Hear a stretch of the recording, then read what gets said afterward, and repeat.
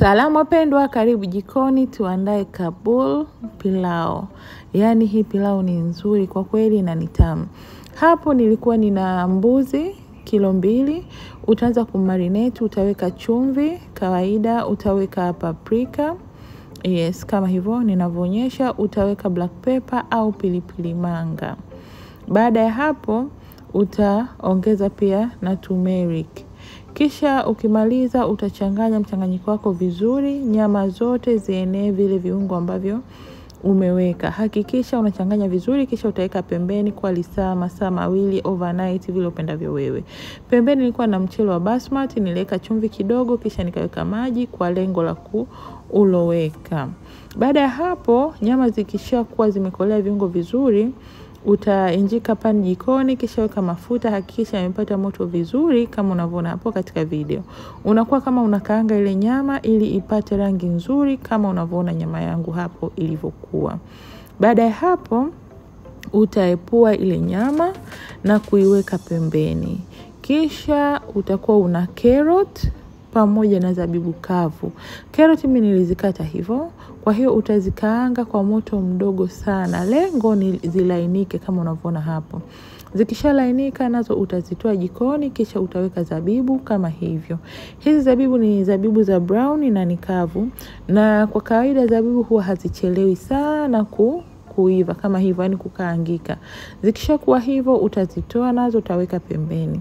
Kisha kwenye pani hiyo hiyo, hakikisha mafuta ni machache, utarejesha ile nyama ulioikaanga mwanzoni kama ninavyofanya hapo katika video.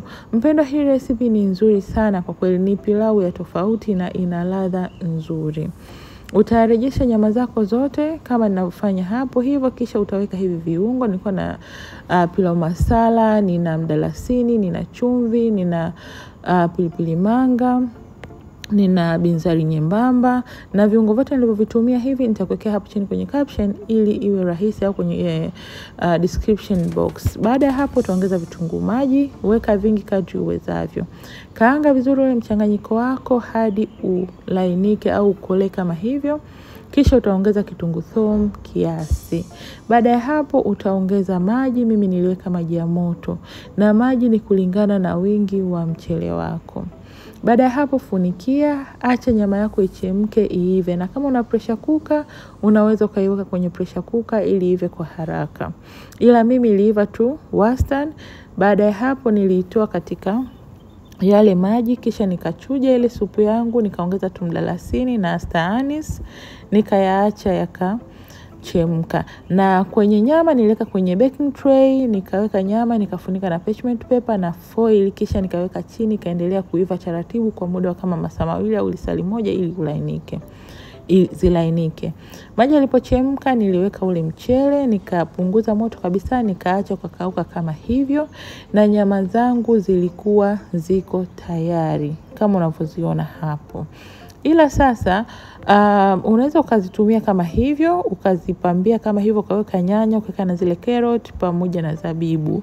Na kama una makaa unaweza ukapalilia kiasi kidogo tu. Kama hauna, funika na parchment paper, weka kwenye moto, endelee kuiva taratibu. Ila mimi nilifunika na parchment paper na foil, kisha nikarejesha chini tena kwenye moto.